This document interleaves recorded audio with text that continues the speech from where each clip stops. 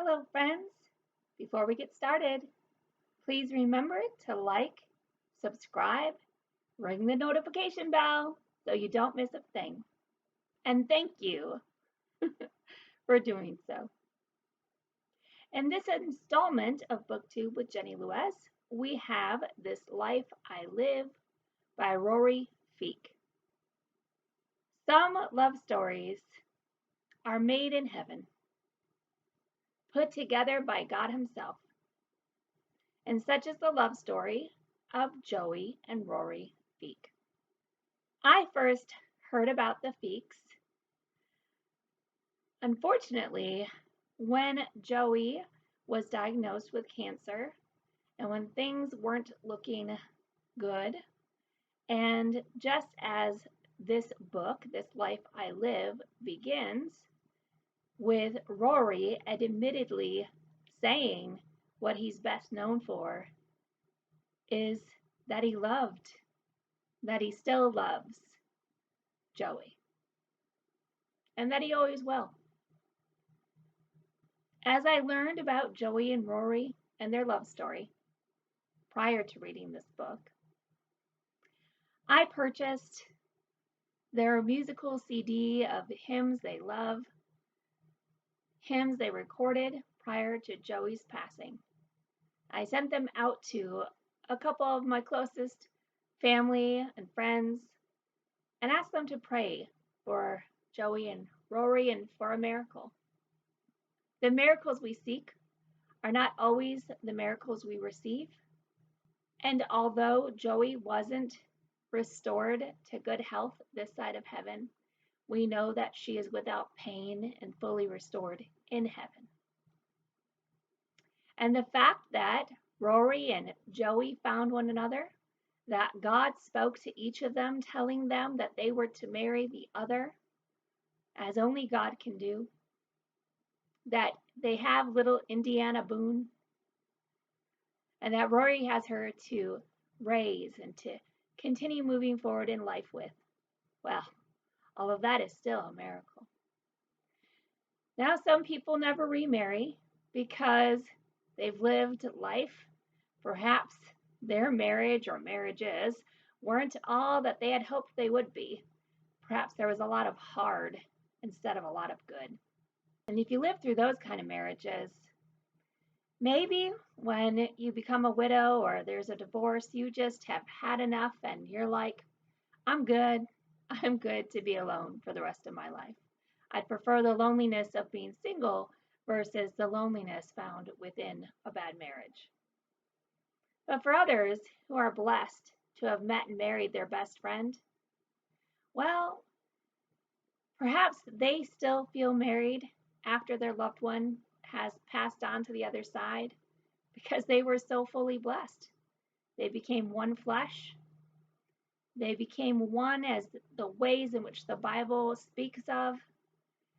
And when two souls merge and meet that are the best of friends, that go through rough, go through hard, but find their way to a place of wholeness and goodness and love and godliness, and where God is in charge of their lives, where they pray together and live their lives in the spiritual sense beyond just the physical realm, that perhaps those marriages are ones that last a lifetime, even when one has passed.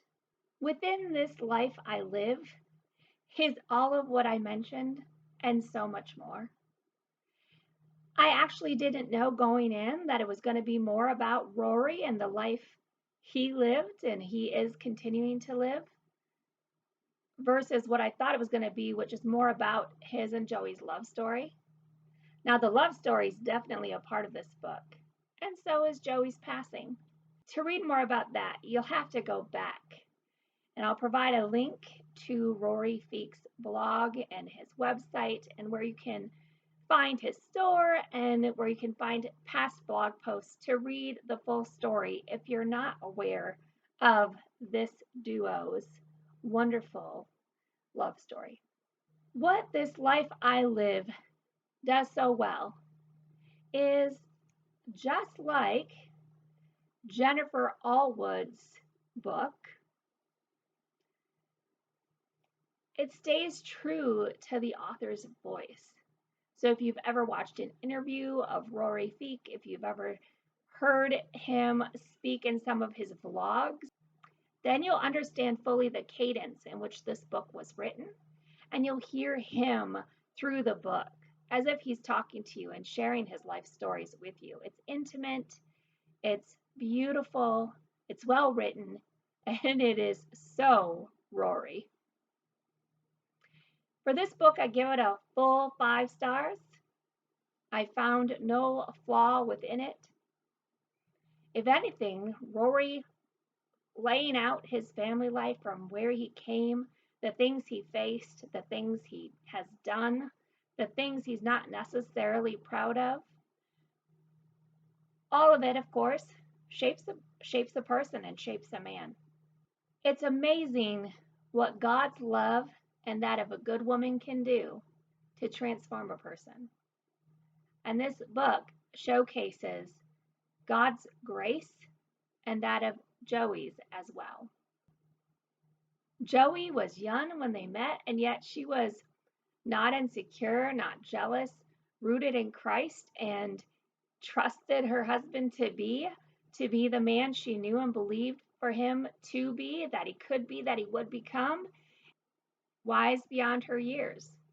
But to read all about one man's life and this beautiful love story of a husband and wife, a love that continues on beyond the grave, where a man can still feel married even though his wife lay buried, to know that it's possible. There may be death from cancer involved, but there is life after death. There is hope. Among all the sadness, there is still good. And Rory, well, he knew what he had. He knows what he has. And as he said about why he still wears his wedding ring, well, she's still wearing hers. Simple and profound.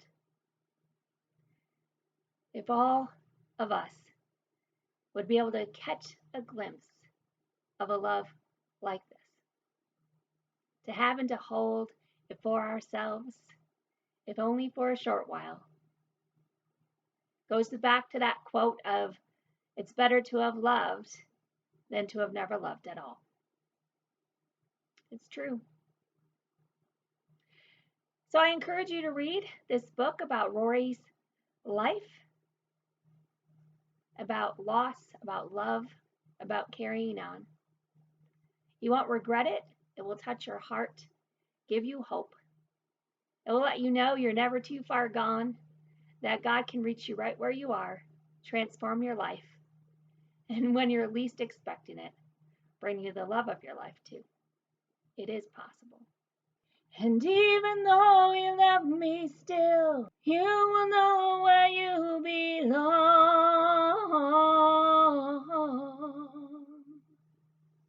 Just give it time. We'll both be fine when I'm gone. Until next time.